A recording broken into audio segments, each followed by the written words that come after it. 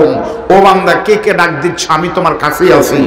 এই তাকবীরটা যেন কমপক্ষে এখান থেকে শেরপুর থেকে শোনা যায়, এইদিকে যেন ফটকি ব্রিজ থেকে শোনা যায়। আপনারা কি পারবেন ভাই? সবাই একটু দুইটা তাকবীর দেন তো, হাত তোলেন তো ভাই, আগে হাত তোলেন, হাত তোলেন, একটু হাত নাড়ান।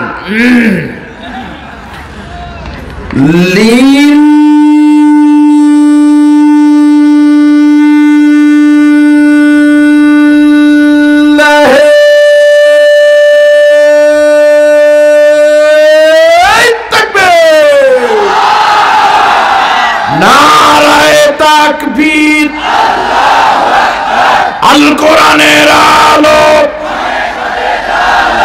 সংসদে জালো, তোমার নেতা আমার নেতা লিল্লাহে তাকবীর।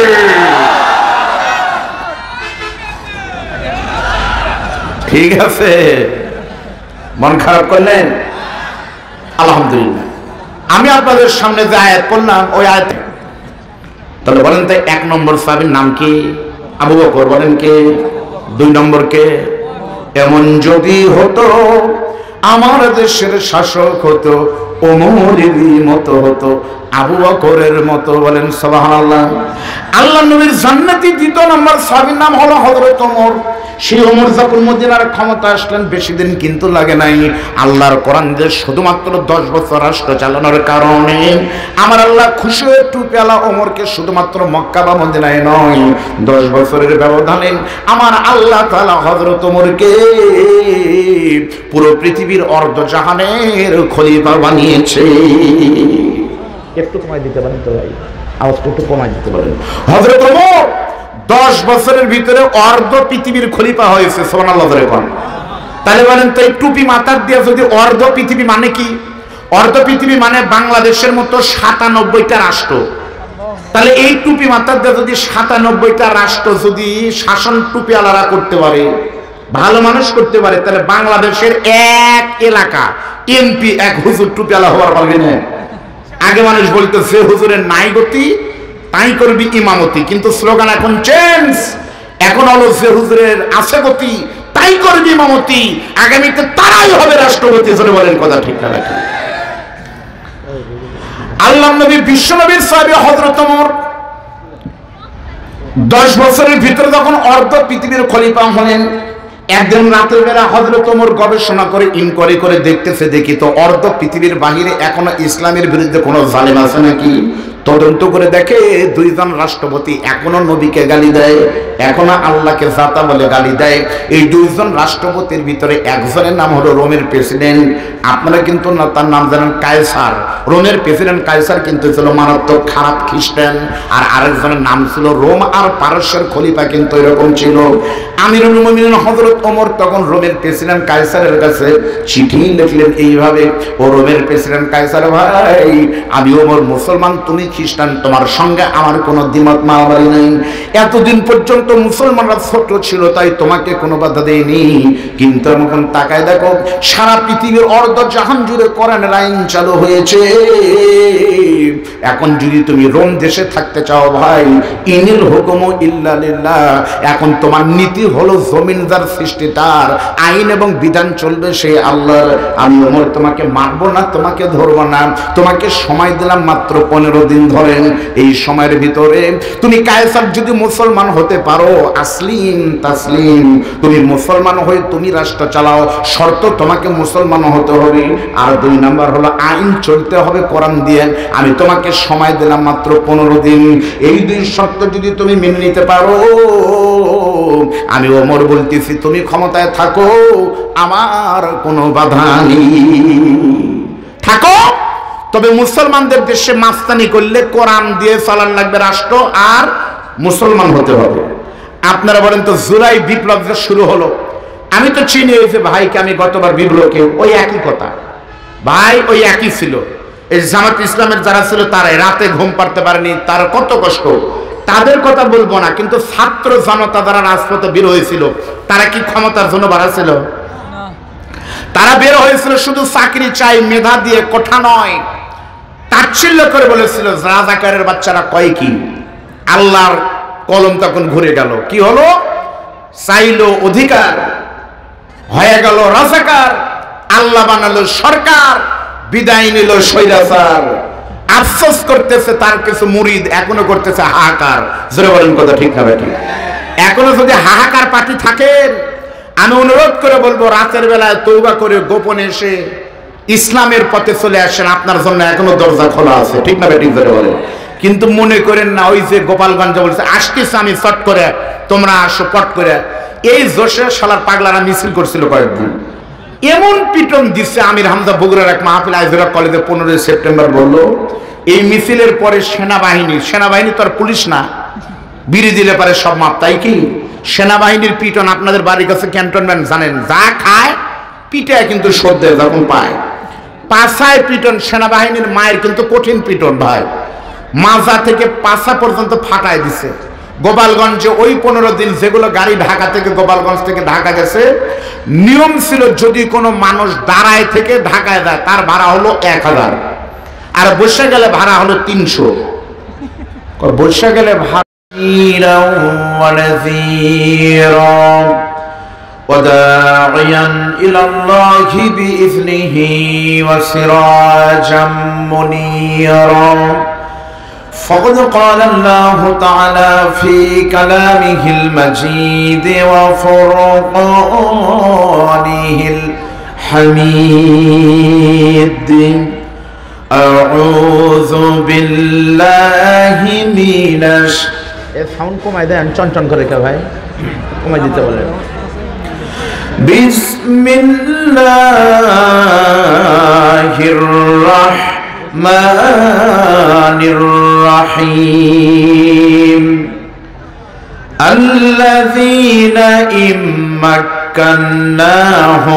ফিল আরদি আকামুস সালাত وآتوا الزكاة وأمروا بالمعروف ونهوا عن المنكر ولله عاقبة الأمور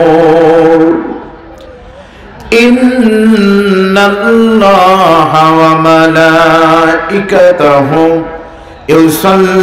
يصلون على النبي يا أيها الذين آمنوا صلوا عليه وسلموا تسليما اللهم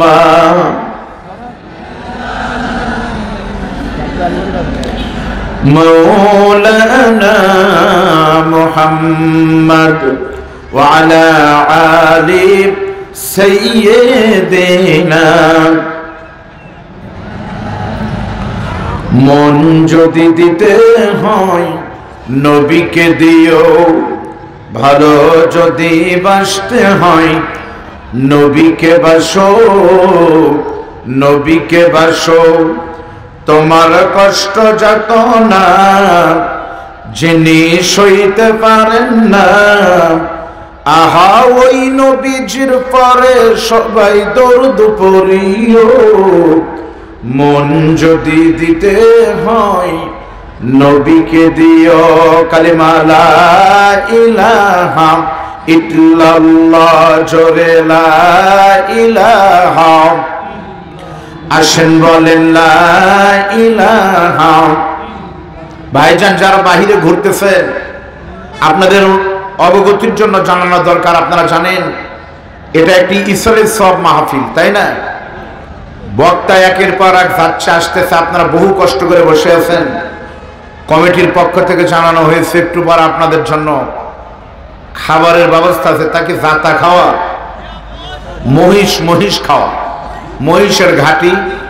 আপনারা মেহেরবানি করে দাঁড়ানো ভাড়ার সময় বসে যান, খালি ঘাটি না, 2-4 জন করে লোক চলে গেছে, এটাই স্বাভাবিক।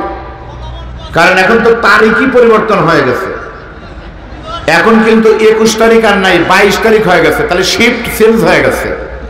21 তারিখের লোক চলে গেছে, 22 তারিখের শ্রোতা চলে আসেন।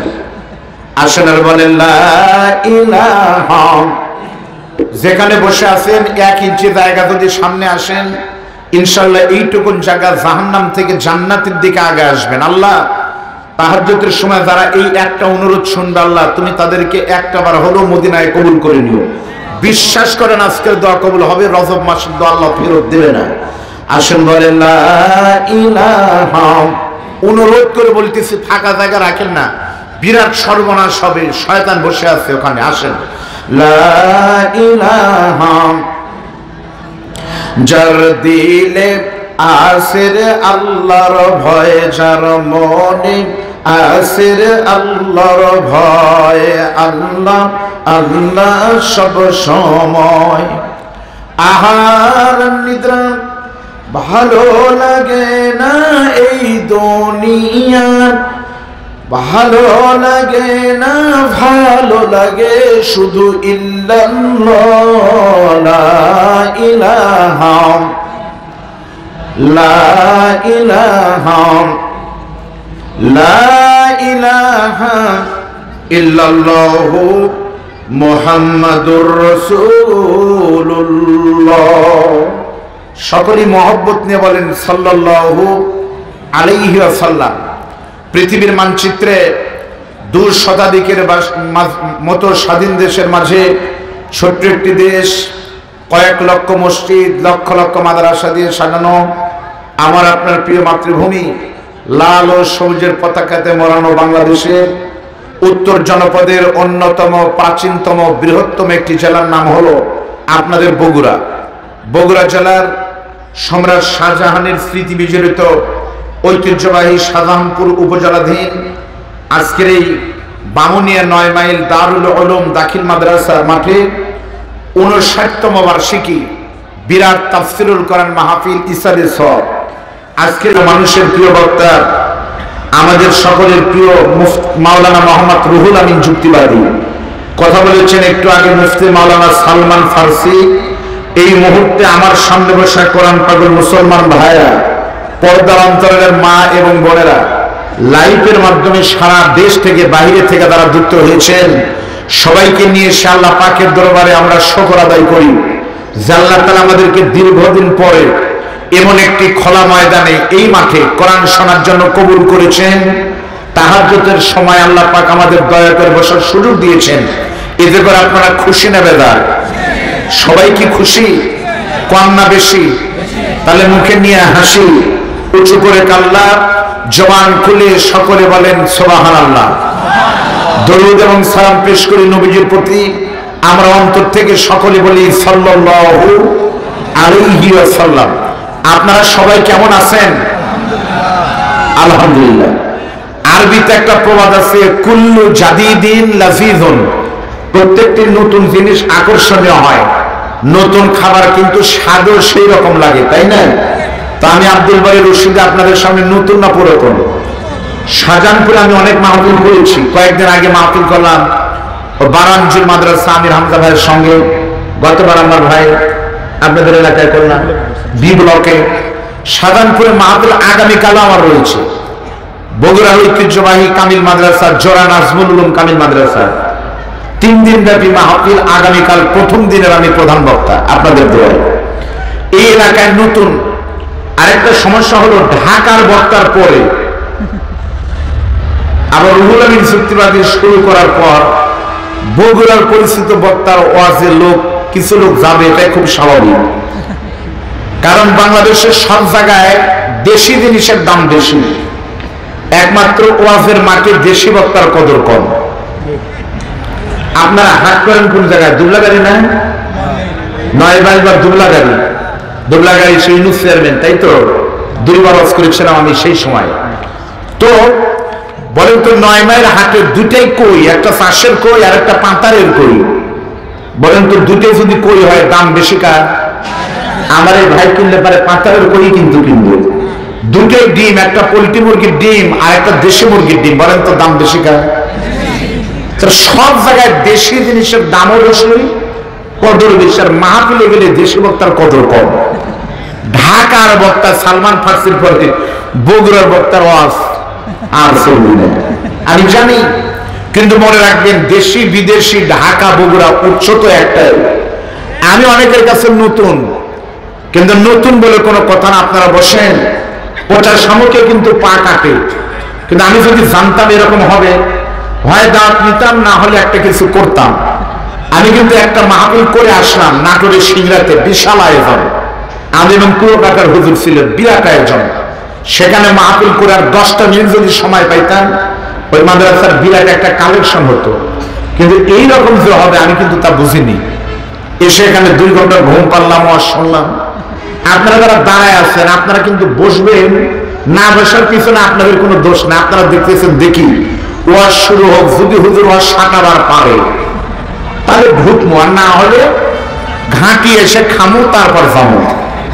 আপনাদের উদ্দেশ্য যদি সাঁটানি হয়, আপনাদের একটা কথা বলি, মোবাইল ভালো না খারাপ জানা নাই, যদি মোবাইলে লেখা থাকে স্যামসাং, তাহলে মানুষ কিনে, কোম্পানি তো ভালোই হওয়ার কথা বাড়ি, তাই না? ঔষধে কাজ হবে কি হবে না জানি না, কিন্তু ঔষধে যদি লেখা থাকে স্কয়ার, তাহলে মানুষ জানি স্কয়ারের মাল তো ফেকলো, ভালোই হওয়ার কথা, গ্যাস তো কমার কথা। তা আমি নতুন পুরাতন বলে কোনো কথা না, আমার কোম্পানি কিন্তু আন্তর্জাতিক কোম্পানি। বগুড়া কেন, সারা বাংলাদেশে ওয়াজের গুনে চলা লাগে। বুড়া বয়সে সাঁটানো কি ওস্তাদের ওস্তাদ। বগুড়ার মাটিও মানুষের বক্তা মুফতি মাওলানা বজলুল হোসেন সাহেবের জামাই, কিন্তু একবারে পাগল হলে তো বিটি বিয়ে দিত না, জামাই তো হতাম না, তাই না? মানুষের বেটা কিন্তু পাগলা হয়, জামাই কিন্তু পাগলা হয় না। বইয়ের পেটে এখন পাগলা ধরছে, তো মেরে ফেল দিবি, পাগলা, কিন্তু জামাই কিন্তু বাইসে বেঁচে দেয়। তো মনে করেন এটা বাসা মাল। কিন্তু আপনারা বসেন, ইনশাল্লাহ অসুবিধা নাই। লস বলতে কোনো শব্দ নাই, তবে লোক কিছু গেলেই ভালো। বিরাট মুষ্ট লোক যত যাবে, গোস্তের ভাগ তত বাড়বে। সকলে থাকা লাগবে, তার মানে কি? মনে বসায় থাকে, না বসায় যান, দেখি কি হয়। আমরা যতক্ষণ আলোচনা করব, ততক্ষণ আলোচনা হবে কোরআন থেকে। কোনো অসুবিধা আছে? চ্যালেঞ্জ দিয়ে বলতে পারি, এটা এমন একটি কিতাবের মাহফিল, যে কোরআনের মাহফিল, যেখান থেকে শুনবেন সেখান থেকেই লাভ। এর আপাত মস্তক নেকি দিয়ে ভরপুর। এ কোরআন মানলে পারে জান্নাতের গ্যারান্টি আল্লাহ নিজে দিয়েছেন। বলেন আল্লাহু আকবার। আল্লাহ রাব্বুল আলামিন বলেন, قُلْ لَوْ كَانَ الْبَحْرُ مِدَادًا لِكَلِمَاتِ رَبِّي لَنَفِدَ الْبَحْرُ قَبْلَ أَن تَنفَدَ كَلِمَاتُ رَبِّي وَلَوْ جِئْنَا بِمِثْلِهِ مَدَدًا। আপনারা কিন্তু অর্ধেক লোক আল্লাহু আকবার বলেননি। আরে ভাই, তাতে লস কিন্তু আপনার, আমার কোনো লস নাই। কেউ যদি সুবহানাল্লাহ আলহামদুলিল্লাহ জোরে বলে, কি হবে? আমার ভাইজান বলতে পারবে, নবী বলেন সুবহানাল্লাহি তামলাউল মিজান, আলহামদুলিল্লাহি তামলানে মা বাইনাস সামাওয়াতি ওয়াল আরদ। একবার আলহামদুলিল্লাহ আল্লাহু আকবার বললে আসমান জমিনের মাঝের ফাঁকা জায়গা আল্লাহ নেকি দিয়ে ভরায় দিবে। আপনি বলবেন, হুজুর তাহলে একবার সুবহানাল্লাহ বললে পরের বার সুবহানাল্লাহ আল্লাহ রাখবে কোন জায়গায়? ভরেই তো গেল পয়লা বার। প্রশ্নের উত্তর হলো, সূরা নাবা পড়ে দেখেন, ওয়াবানাইনা ফাওকাকুম সাবআন শিদাদা। ইবনে কাসির খুলে দেখেন, আল্লাহর নবী বলেন, এই রজবের চাঁদে আমি যখন বরাক নিয়ে জিবরাইলকে সাথে নিয়ে গেলাম, এক আসমান থেকে আরেক আসমানে গেলাম। বিজ্ঞান প্রমাণ করেছে দূরত্ব কত? এক আসমান থেকে আরেক আসমানের দূরত্ব হলো, সূর্যের আলোর গতি হলো প্রতি সেকেন্ডে 1,86,000 মাইল। এইভাবে যদি সূর্য এক আসমান থেকে আরেক আসমানে যেতে থাকে, আলোর গতিতে মানে আলোর সময় লাগবে 500 বছরের রাস্তা। তাহলে আপনার সুবহানাল্লাহ রাখার জায়গা নাই। 3টা তাকবীর দেওয়া লাগবে। আমার বড় ভাই মুফতি মাওলানা সালমান ফারসি অনেক সুন্দর বক্তা, আপনারা তো জানেনই। আর আমার রুহুল আমিন চাচা তো সবাই জানা, হাসুখালির দই, সদে কম নাই। মাল বুড়া হইতে পারে, কিন্তু মাল একে। কিন্তু আমি আসার পর থেকে, আমি এখানে শুয়েছিলাম, আমার কান পর্যন্ত আল্লাহু আকবারের স্লোগান যায়নি। আপনারা ভাইরে আবার একটু দাঁড়ান লাগবে, 3টা তাকবীর দিতে হবে। আপনারা কি পারবেন ভাই? প্রথম তাকবীর দিবেন যাদের বাড়ি বামুনিয়া 9 মাইল এই এলাকায়, তারা দেন তো, বাইরের লোকজন দেন না। লিল্লাহি তাকবীর। এলাকার বাহিরের যারা, তারা দিবেন লিল্লাহি তাকবীর। এবার সবাই মিলে এক তাকবীর দিবেন। এই তাকবীর ধ্বনি যেন আরশ আজিম ভেদ করে। রাতের বেলায়, রাত 2টার সময় দুষ্ট ছেলে যদি মার দরজার কাছে গিয়ে বলে, মা মা যেমন ঘুম থেকে লাফ দিয়ে উঠে দরজা খুলে দিয়ে সন্তানকে বুকে নেয়, তাহাজ্জুদের সময় এত জোরে আল্লাহকে ডাক দিবেন, আল্লাহ যেন আর স্বাধীন থেকে বলে উদউনি আস্তাজিব লাকুম, ও বান্দা কে কে ডাক দিচ্ছ, আমি তোমার কাছেই আছি। এই তাকবীরটা যেন কমপক্ষে এখান থেকে শেরপুর থেকে শোনা যায়, এইদিকে যেন ফটকি ব্রিজ থেকে শোনা যায়। আপনারা কি পারবেন ভাই? সবাই একটু দুইটা তাকবীর দেন তো, হাত তোলেন তো ভাই, আগে হাত তোলেন, হাত তোলেন, একটু হাত নাড়ান।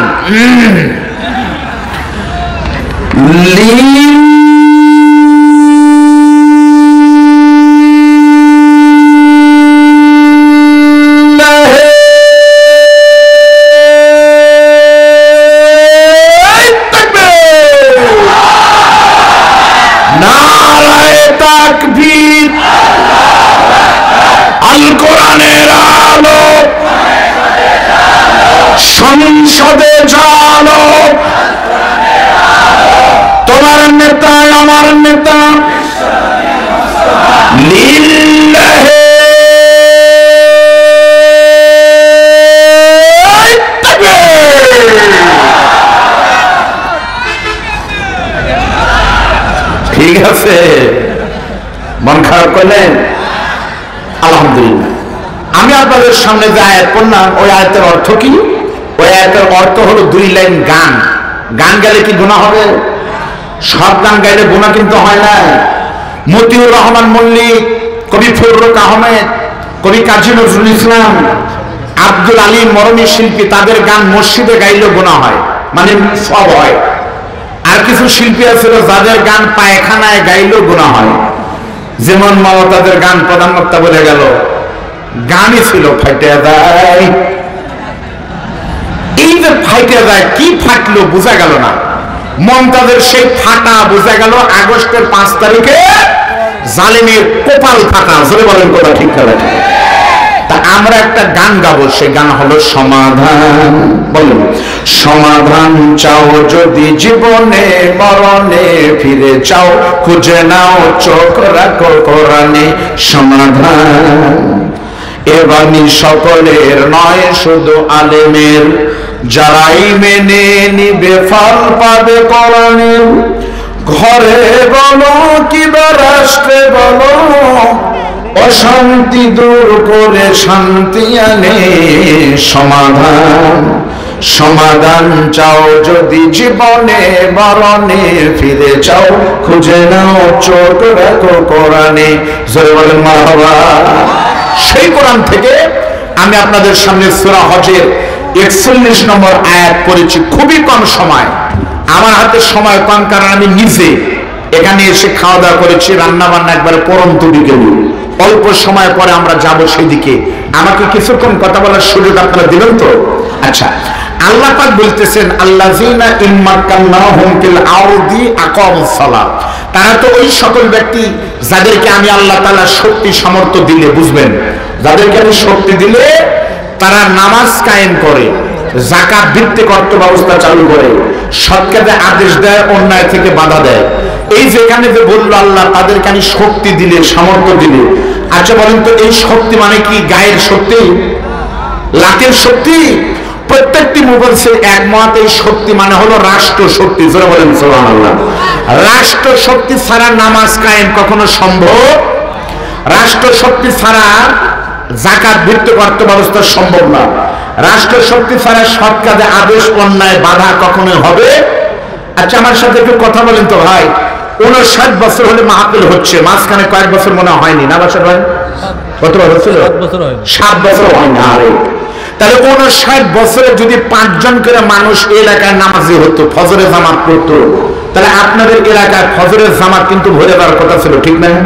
তার মানে ওয়াজ যে প্রত্যেক বছর 5 জন করে মানুষ ফজরের নামাজ ধরেনি, হয় না, বছরে 5টা হয়নি। কারণ আমি আব্দুল বারী রশিদ আপনাদের অনুরোধ করতে পারবো, ভাই আপনাদের পা ধরে বলে নামাজ পড়বেন, কিন্তু আল্লাহ বলতেছেন নামাজের কথা আদেশ করতে হবে, পা ধরে না। তা'মুরুনা আমরের সিগা, আদেশ আর অনুরোধ কিন্তু এক না। অনুরোধ হলো ভাই দেখেন ভাই চলেন ভাই, আল্লাহ বলতেছে না, পড়তে হবে, আমার ক্ষমতা নাই এই হুকুম করার। পীর সাহেবরা বলতে পারবে বাবারা নামাজ পড়েন, হুকুম করার ক্ষমতা নাই। তাবলীগের ভাইরা হুকুম করতে পারে না, পা ধরে, কি বলে ভাই আসার আগে আজরাইল, চলো যাই কাকরাইল, যদি চাও বাঁচতে চলো যাই গাছতে, কাম মাত্র দুই, খাই আর শুই। এখন মানুষের ভয়ে তাও যায় না, যে মারামারি শুরু হয়েছে। তাবলীগের লোকেরা হাত পা ধরতে পারে কিন্তু আদেশ করতে পারে না। আদেশ করার একমাত্র ক্ষমতা ডক্টর মাওলানা ইউনূস সাহেব, একমাত্র বাংলাদেশের বড় পীর। ডক্টর ইউনূস যদি বলে আমি ফাটাকৃষ্ট ডক্টর ইউনূস যে কয়দিন আছে আমার ক্ষমতা চলাকালীন সময়ে প্রত্যেকটা মসজিদে চকিদার দোকাদার পুলিশ গিয়ে গিয়ে নামাজের জন্য হাজিরা করবে। কোন যুবক মানুষ যদি ফজরের নামাজের সময় উপস্থিত না হয় আমার পুলিশ তাকে ধরে নিয়ে 3 দিনের জেল দিবে, 2000 টাকা জরিমানা দিবে। আমার বিশ্বাস বাংলাদেশের এমন কোন মসজিদ নাই যেই মসজিদে মানুষ নামাজ ছাড়া থাকবে। কোরআনের আইন চালু না হয়ে মানুষের ভিতর পরিবর্তন না করে, গতকাল পত্রিকায় দেখলাম, ফেসবুকে দেখলাম, র‍্যাব, পুলিশ, আরেকটাকে আনসার, তাদের পোশাক নাকি পরিবর্তন হচ্ছে। আপনারা দেখেননি? আচ্ছা, পোশাক পরিবর্তন করার মতো পাগলামি আর আছে বাংলাদেশে? পোশাক পরিবর্তন করে কি লাভ? আগে কালো ছিল এখন লাল হবে, ভিতরের মাল ঠিকই থাকবে, তাহলে কি হলো? বাংলাদেশে কমপক্ষে 1000 কোটি টাকা খরচ হবে পোশাক পরিবর্তন করতে। লাভ কি? তা না পরিবর্তন করে কোরআনের আইন চালু করেন। কোন পুলিশ যদি চুরি করে, ঘুষ খায়, পুলিশ থাকবে কিন্তু হাত থাকবে না, পোশাক ছাড়াই ভালো হবে। তা যদি সম্ভব না হয় কোরআনের আইন, ডক্টর ইউনূস তার পুরোটা পারবে না। সামনে আমরা দেখবো হুজুরেরা ভাইয়ের সাথে নিয়ে। তার আগে আপনি একটা কাম করেন, ডক্টর ইউনূস আপনাকে বলবো পোশাক পরিবর্তন করেন, অন্তত পুলিশের নিয়ম করেন। কোন পুলিশের পোশাকে জামা এবং প্যান্টের ভিতরে কোনো পকেট থাকা যাবে না, খালি মোটার জন্য ফাঁক থাকবি 3-4 ইঞ্চি, এর ছাড়া কোনো ফাঁক থাকবি না পুলিশের পোশাকে। আর আপনার মোবাইল নাম্বারে কোনো বিকাশ আর নগদ খোলা যাবে না। এই দুইটা কাম আপনি করে দেন, তারপরে হুজুরা এসে কোন জায়গায় দোয়া লাগে আমরা দিব। মন খারাপ করলে আপনারা বলেন তো ভাই, কোন দেশের সংবিধান যদি আল্লাহর কোরআন হয়, কোন দেশের যদি নামাজ বাধ্যতামূলক হয়, যাকাত যদি হিসাব করে দেওয়া লাগে, সৎ কাজ নেতারাও করবে, জনগণকে করতে বাধ্য করবে, অন্যায় নেতা করবে না, জনগণকে করতে দিবেন, আপনারা বলেন তো দেশটা ভালো হবে না খারাপ হবে? একজন নেতা, আমি নাম বলবো, আপনারা দেখেন, এই যে আমার বড় ভাই বাশার ভাই, আমি যতটুকু জানি ওনার দলের পরিচয় আপনারা জানেন, কিন্তু একজন ব্যক্তি একটু মোটামুটি আলহামদুলিল্লাহ আপনাদের অনেকের ছোট অনেকের বড়, এক বাসার সাহেব আপনাদের আহ্বান করার কারণে পুরো এলাকার মানুষ মাহফিল করতেছেন না? তাহলে নেতা ভালো হলে তার ডাকে সবাই দেয়। একজন ভালো মানুষের যে কি দরকার, আপনাদের দোয়ায় আমি একটা ফাজিল মাদ্রাসার আরবি প্রভাষক, দোয়া করেন আগামী বছর এই দিকে আসলে ওয়ার যা হয় হোক, নামের সাথে ডক্টর মাওলানা আব্দুল বারী রশিদি পাবেন। আমার পিএইচডি প্রায় শেষের দিকে। আমি আস-সুন্নাহ ফাউন্ডেশন শাইখ আহমদুল্লাহ, আপনারা জানেন না, তার কিন্তু বগুড়া জেলার প্রতিনিধি। আপনাদের দোয়ায় আমি লক্ষ লক্ষ টাকার জিনিস আমার মাধ্যমে বন্টন হলো। প্যাকেজ দিয়েছে তারা শীতের জন্য, তারা একটা করে কম্বল, দামি কম্বল, একটা করে শাল চাদর, একটা করে টুপি, কান টুপি প্রত্যেককে দিয়েছে। কোটি কোটি টাকার বরাদ্দ হয়। সেই দিন শাইখ আহমদুল্লাহর লোকজন বলল সংযুক্ত আরব আমিরাত থেকে তারা যাকাতের অর্থ দেওয়ার জায়গা পাচ্ছে না, কারণ তারা খালি যাকাত দিতেই হবে, যাকাত কিন্তু দেওয়া লাগবে প্রতি বছর, কিন্তু তাদের দেশে যাকাত নেওয়ার মাল নাই, খালি জমাই হচ্ছে। তারা ডক্টর কি বলে শাইখ আহমদুল্লাহকে প্রস্তাব দিয়েছে যে আপনাকে আমরা যাকাত দিতে চাই। কত? বাংলাদেশে প্রত্যেক বছর যে পরিমাণ বাজেট হয়, বাজেট কত হয়? রাষ্ট্রীয় বাজেট হয় 1,00,000 কোটি টাকার বেশি, না কি বলে? তার থেকে বেশি পরিমাণ টাকা শাইখ আহমদুল্লাহকে সংযুক্ত আরব আমিরাত দিতে পারছে। আমাদের টাকা রাখার জায়গা নাই, দয়া করে আমাকে নিয়ে বাঁচান। কিন্তু আমাদের আহমদুল্লাহ সাহেব বলতেছে নিব, আগে নিয়ে কি করব, দেখি আমি টাকা কি করতে পারি। প্রত্যেকটা মানুষের জন্য উদ্যোক্তা আহ্বান করেছে, যদি তার পছন্দ হয় সব টিকাকে 10 লাখ টাকা পর্যন্ত এককালীন দিচ্ছে। তাহলে এক টুপিওয়ালা শাইখ আহমদুল্লাহর কারণে বাংলাদেশের এই পরিবর্তন যদি হয়, 350 এমপি যদি শাইখ আহমদুল্লাহ হয়, বাংলাদেশের সুদ ঘুষ তো থাকবেই না। বাংলাদেশ হবে পৃথিবীর মানচিত্রে এশিয়ার আর এক টুকরা সোনার মদিনা। জোরে বলেন কথা ঠিক করে। আমার বন্ধুগণ, কোন দেশের সংবিধান যদি আল্লাহর কোরআন হয়, আর কোন দেশের শাসকের ভিতরে থাকে যদি আল্লাহর হয়, তাহলে দেশটার অবস্থা কেমন হয় বোঝানোর জন্য রাতের বেলা নিশি রজনীতে আমি আপনাদের একটা কথা বলবো, শুধু শোনেন। এদিকে একটা দেশের উদাহরণ দেবে, একজন মানুষ ভালো হলে কিভাবে রাষ্ট্র পরিবর্তন হয়। ওই দেশের নাম ছিল মদিনা, আর শাসকের নাম ছিল আল্লাহ নবীর প্রত্যেকটা সাহাবী কিন্তু জান্নাতি। তার ভিতরে শ্রেষ্ঠ 10 জনকে বলা হয় কিন্তু আরবিতে আশারায়ে মুবাশশারা শ্রেষ্ঠ 10 জন। এই 10 জনের ভিতরে আল্লাহ নবীর প্রথম জান্নাতি 4 জন সাহাবী। এই 4 জনের ভিতরে নবীর দ্বিতীয় নম্বর জান্নাতি সাহাবী নাম হলো আমিরুল মুমিনিন হযরত ওমর। আপনারা বলেন তো আল্লাহ নবীর জান্নাতের 10 জন সাহাবীর ভিতরে 1 নম্বর সাহাবীর নাম কি? এবারে আপনারা কি নিয়ত করছেন যে বাবা যতই শুনি মুখ খুলবো না, তাই 1 নম্বর সাহাবীর নাম হলো আবু বকর। জোরে বলেন কি? আপনারা ইমামেরা প্রত্যেক জুমার দিন খুতবার ভিতরে কিন্তু বলে না? দেখেন তো 1 2 আপনারা গুনবেন, আমি বলি আপনারা গুনেন। কল্লান নবী সাল্লাল্লাহু আলাইহি ওয়াসাল্লাম আরহামু উম্মতি বি উম্মতি আবু বকর ওয়া আশাদুহুম ফি আমরিল্লাহিল উমার ওয়া আসতাকুহুম হায়াআন উসমান ওয়া আকদাহুম আলী। আপনারা প্রত্যেক শুক্রবারে শুনেন, তা পারেন না কে?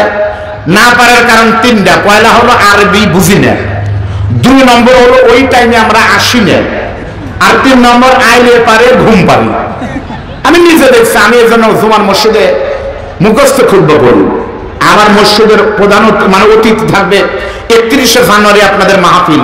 এর সাধারণপুরের ভিতরে চকফরিদ কারবালা মানে একবার ওই শেখপুরি যে তিনখানা জেলা জামাত অফিসের সাথে আমার মসজিদ। 31শে জানুয়ারি মাহফিল, মাগরিব থেকে এশা পর্যন্ত মুফতি মাওলানা বজলুল রশিদ নিয়ে।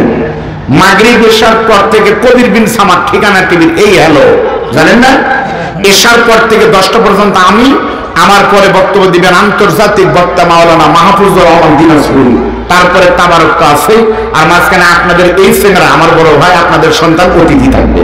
আপনারা যাবেন তো ইনশাল্লাহ? তা আমি আমার মসজিদে আমি দেখেছি জুমার নামাজের খুতবা দিলে বহু লোক আছে যারা মসজিদে ঢুকে, ওখানে ঢুকলে দেখবেন ঘুম পারে আর কান ফালা করে রাখে। কখন হুজুর বলে ইন্নাল্লাহা ইয়া'মুরু বিল আদলি ওয়াল ইহসান ওয়া ইতাই যিল কুরবা ওয়া ইয়ানহা আনিল ফাহশাই ওয়াল মুনকারি ওয়াল বাগই ইয়াইযুকুম লাআল্লাকুম তাযাক্কারুন ফাযকুরুনি। তখন মুরগির মতো টুপি আর খাওয়া হয়, কেন তুই যে ঘুম পারলু, তুই তো ওযুই নাই, তোর নামাজ হলি কেমনে? তাহলে বলেন তো 1 নম্বর সাহাবীর নাম কি? আবু বকর। বলেন কে? 2 নম্বর কে? এমন যদি হতো আমার দেশের শাসক হতো ওমরের মতো হতো, আবু বকরের মতো। বলেন সুবহানাল্লাহ। আল্লাহ নবীর জান্নাতি 2 নম্বর সাহাবীর নাম হলো হযরত ওমর। সেই ওমর যখন মদিনার ক্ষমতা আসলেন বেশি দিন কিন্তু লাগে নাই। আল্লাহর কোরআন যে শুধুমাত্র 10 বছর রাষ্ট্র চালানোর কারণে আমার আল্লাহ খুশি হয়ে টুপিওয়ালা ওমরকে শুধুমাত্র মক্কা বা মদিনায় নয়, 10 বছরের ব্যবধানে আমার আল্লাহ তাআলা হযরত ওমরকে পুরো পৃথিবীর অর্ধজাহানের খলিফা বানিয়েছে। একটু কমাই দিতে পারেন তো ভাই, আওয়াজটা একটু কমাই দিতে পারেন। হযরত ওমর 10 বছরের ভিতরে অর্ধ পৃথিবীর খলিফা হয়েছে। সুবহানাল্লাহ। তাহলে বলেন তো এই টুপি মাথার দিয়ে যদি অর্ধ পৃথিবী মানে কি? অর্ধ পৃথিবী মানে বাংলাদেশের মতো 97টা রাষ্ট্র। তাহলে এই টুপি মাথার দিয়ে যদি 97টা রাষ্ট্র যদি শাসন টুপিওয়ালারা করতে পারে, ভালো মানুষ করতে পারে, তাহলে বাংলাদেশের এক এলাকা এমপি এক হুজুর টুপিওয়ালা হওয়ার পারবে না। আগে মানুষ বলতো যে হুজুরের নাই গতি তাই করবি ইমামতি, কিন্তু স্লোগান এখন চেঞ্জ।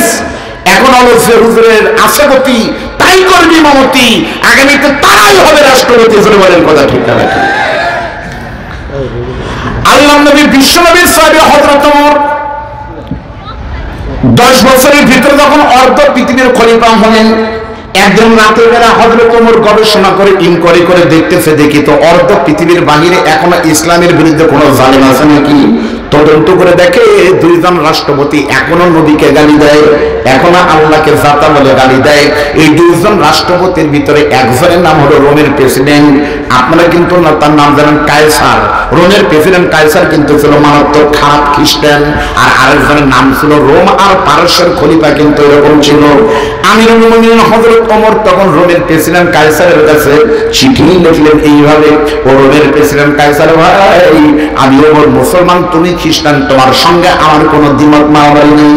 এতদিন পর্যন্ত মুসলমানরা ছোট ছিল তাই তোমাকে কোনো বাধা দেয়নি, কিন্তু এখন তাকায় দেখো সারা পৃথিবীর অর্ধ জাহান জুড়ে কোরআনের আইন চালু হয়েছে। এখন যদি তুমি রোম দেশে থাকতে চাও ভাই, ইনিল হুকুম ইল্লা লিল্লাহ, এখন তোমার নীতি হলো জমিন যার সৃষ্টি তার, আইন এবং বিধান চলবে সে আল্লাহর।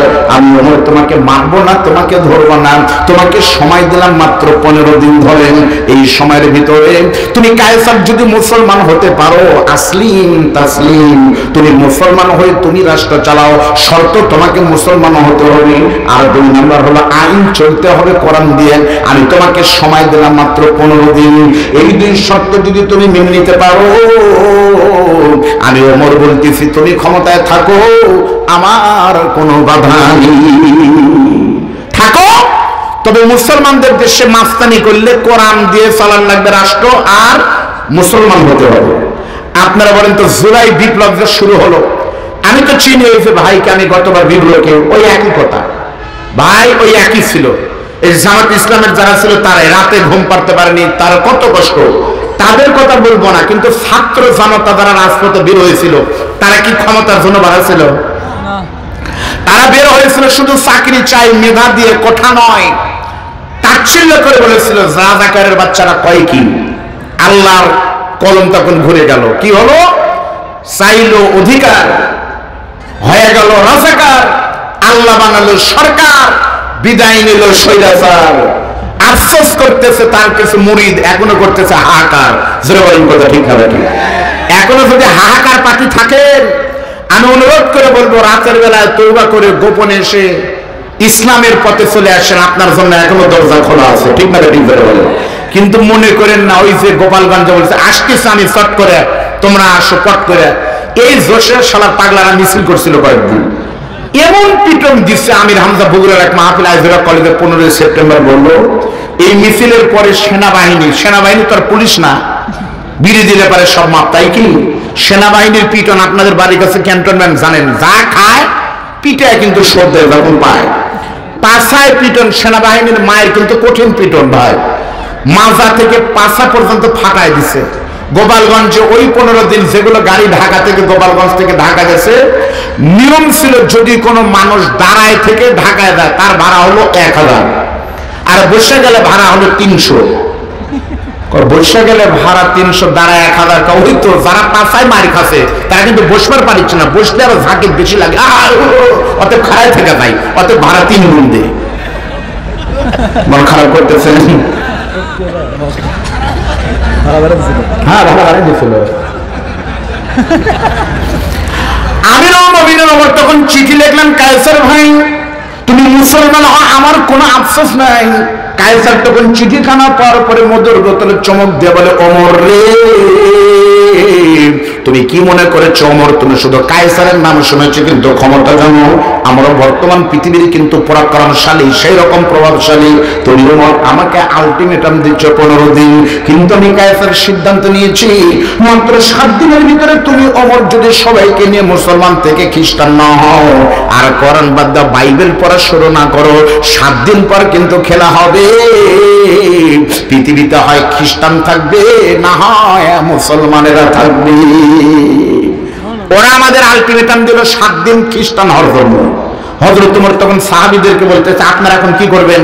খ্রিস্টান থেকে ওদের মুসলমান বানাবেন, না মুসলমান থেকে খ্রিস্টান হবেন? প্রত্যেকটি সাহাবী বলে আমিরুল মুমিনিন বলেন কি, এই কোরআনের জন্য আল্লাহর নবী শিবে আবি তালিবে 3 বছর জেল খেটেছে, জানেন না?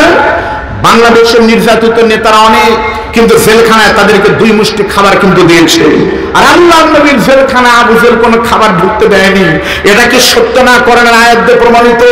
খাবার না কে সাহাবারা জেলখানার ভিতরে গাছের বাকল চামড়া খাওয়ার পরে একসময় সাহাবীদের পায়খানা ছাগলের পায়খানা মতো গুটি গুটি হয়ে গেল। সহ্য করতে না পেরে, দুগ্ধপোষ্য সে তো দুধ খেতে না পেরে মায়ের বুকের দুধ খসে গেছে। গরিব কারা কারা 1 বছরে পয়দা নিল, ওই গরিবের তালিকা দেখতে গিয়ে হযরত ওমর এমন জোরে চিৎকার করেছে, বন্ধু কারণ এই গরিবের তালিকার ভিতরে এই তালিকা দেখতে গিয়ে হযরত ওমর দেখে 2 থেকে 100 পর্যন্ত নিচের 100 জনের ভিতরে 99 জনকে হযরত ওমর কোনোদিন দেখেনি অথবা শোনেনি। কিন্তু গরিবের তালিকার ভিতরে 1 নম্বর গরিব হিসাবে যে লোকটার নাম দেখা যায়, ওই লোকটা আর কেউ নয়, ওই লোকটা হলো ওই দেশের নবীর সাহাবী, ওই দেশের মুখ্যমন্ত্রী প্রধানমন্ত্রী, নাম হলো হযরতে সাঈদ ইবনে আমির আল জুমাহি। সুবহানাল্লাহ বলবেন না? আচ্ছা বলেন তো, প্রধানমন্ত্রীর নাম যদি 1 নম্বরে থাকে তাহলে এটা গরিবের তালিকা হয়েছে না বড় লোকের তালিকা হয়েছে? আমাদের বাংলাদেশ দিয়ে বলেন কার তালিকা হয়েছে?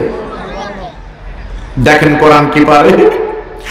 ওমর নাম দিলেন, ডাকতে বলতেছেন নিচের তালিকা যারা করছে সই করা আছে যে 2 জন ডাকো। রাতের বেলা ডাকতে বলতেছে কি ব্যাপার, তোমাদের নির্দেশ করলাম কি, তোমরা করলে কি?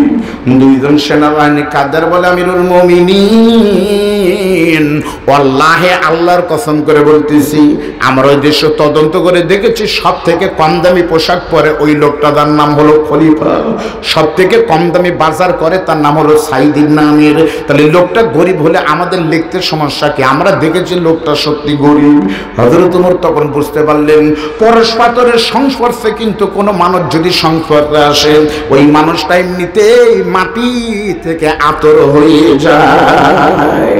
বুঝতে পারার কারণে হযরত ওমর বলতেছে তোমরা আগামীকাল তাড়াতাড়ি সকালবেলা ওই নতুন দেশে চলে যাও, গিয়ে তোমরা ঘোষণা দাও আগামী জুমার দিন আমি ওমর অর্ধ পৃথিবীর খলিফা হিমসে আসব, রাষ্ট্রীয় সফরে আমি যাব, প্রচার করে দাও।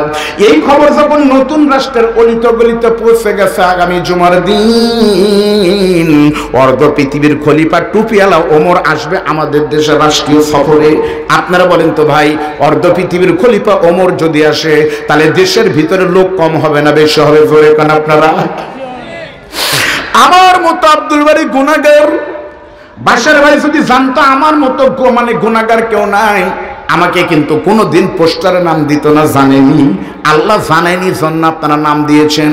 কিন্তু অর্ধ পৃথিবীর খলিফা আসার কথা শুনে আবাল বৃদ্ধ বনিতা সকলেই মাঠের ভিতরে হাজির হয়েছে। অর্ধ পৃথিবীর খলিফা কি রে ভাই? আপনারা বলেন, আমরা দেখেছি কোরআনের পাখি চলে গেল, সব ফিরে আসলো। 17 বছর পর মাজলুম নেতা বিএনপির নেতা লুৎফরুজ্জামান বাবর সাহেব ফিরে আসলো, আসেনি? 17 বছর পর মরহুম আমিরে জামাত, সাবেক আমিরে জামাতের ছেলে আমাদের আজমি ভাই আয়না ঘর থেকে চলে আসলো। শহীদ মীর কাসেম আলীর কলিজার টুকরা আরমান ভাই চলে এসেছে, সবাই চলে এসেছে। কিন্তু সবাই বাংলাদেশ সব ফিরে পেল, একটা পাখিকে আর কোনোদিন ফেরানো সম্ভব নয়, সেটা হলো কোরআনের পাখি শহীদ আল্লামা দেলোয়ার হোসেন সাঈদী। এই একটা ক্ষতি, যে ক্ষতি আমাদের 1000 কোটি টাকা দিয়ে আর পোষাবে না। সরে বলেন কথা ঠিক না ঠিক? বলেন তো, মিজানুর রহমান আজহারী ভাই 5 বছর পরে বাংলাদেশে আসার কারণে যদি আজহারীর মাহফিলে এই পরিমাণ লোক হয়, একবার কল্পনা করেন তো আল্লামা সাঈদী সাহেব যদি বগুড়ায় আসতো এখন কি হতো? কি হতো? এখনো 2 বছর আগে ওয়াজ শুনছেন, ওয়াজের কথা মনেই নাই। আর মুরব্বীরা বলতে পারবে, সর্বশেষ আমিও ছিলাম তখন, দূর থেকে শুনেছি। আল্লামা সাঈদী সেন্ট্রাল ঈদগাহ মাঠে ওয়াজ করেছে, এখনো প্রত্যেকের কানের ভিতরে চোখের ভিতরে তাকালে মনে হয় এখন আল্লামা সাঈদী আলোচনা করতেছে। জোরে বলেন কথা ঠিক না ভাই? ভাইরা আমার, বগুড়াবাসীর জন্য একটা সুখবর প্রসঙ্গ যখন আসলে দিয়েই যায়, দোয়া করেন ইনশাআল্লাহ হয়তো ফেব্রুয়ারির ভিতরে প্রথম বা দ্বিতীয় সপ্তাহের ভিতরে নন্দিপ্রিয় মুফাসসির আল্লামা সাঈদীর যোগ্য উত্তরসূরি ডক্টর মিজানুর রহমান আজহারী ভাই বগুড়ায় আসতেছে। বলেন আলহামদুলিল্লাহ। ইতিমধ্যে জায়গা পরিদর্শন শেষ হয়ে গেছে, সম্ভবত ওই দ্বিতীয় বাইপাসে ভাই, দ্বিতীয় বাইপাস, ওটা আপনার উপজেলার ভিতরে মনে হয় মানিকচক, ওটা তো আপনাদের ভিতরে সাবগ্রাম। মানিকচক ওটা সদন না সাধনপুর জানি না, সম্ভবত আজকে আমি দেখলাম, আমার সাথে ভাইয়ের কথা হয়েছে একজন দায়িত্বশীলের, মোটামুটি চূড়ান্ত হয়েছে। আমি আপনাদের অনুরোধ করব আপনারা যেন কেউ যায়েন না, কারণ প্রত্যেক মাহফিলে বলা লাগে আপনারা সবাই আইসেন, আর আমি অনুরোধ করে যাচ্ছি আপনারা যেন যায়েন না, কারণ বগুলোর লোকেরই জায়গা হবে না, আপনারা যেন ভেদাল করেন না। মন খারাপ করলেন। আমিরুল মুমিনিন ওমরকে দেখার জন্য লক্ষ লক্ষ মানুষ যখন সকাল থেকে এসেছে, মুরব্বী হযরত ওমর জুমার নামাজের পরে বক্তব্য দিবে, কিন্তু জুমার নামাজের পরেও দেখা গেল ওমরের খবর নাই, অন্য একজন বক্তা বক্তব্য দেয়। মানুষের ধৈর্য শেষ হয়ে গেছে। এমন সময় দেখা গেল একজন মানুষ আসতেছে, মাথায় টুপি, মুখে দাড়ি নিয়ে, জুব্বা গায়ে দিয়ে, সঙ্গে কোনো পুলিশ নাই, আর্মি নাই, কোনো পোশাকের তাচ্ছিল্য বা অনেক কিছু নাই, শুধুমাত্র একটা সাধারণ একটা লোককে সাথে নিয়ে এক পা দুপা করতে করতে একটা টুপিওয়ালা আসতেছে। সবাই কিন্তু চিন্তা না পেরে মনে করতেছে এই হুজুর আবার কি। মঞ্চের উপর যখন লোকটা এসেছে, সবাই তখন আরবি দিয়ে প্রশ্ন করে বলতেছে, তুমি কে? মা ইসমুকা, তোমার নাম কি? মান আমতা, তোমার নাম কি? তোমার পরিচয় কি?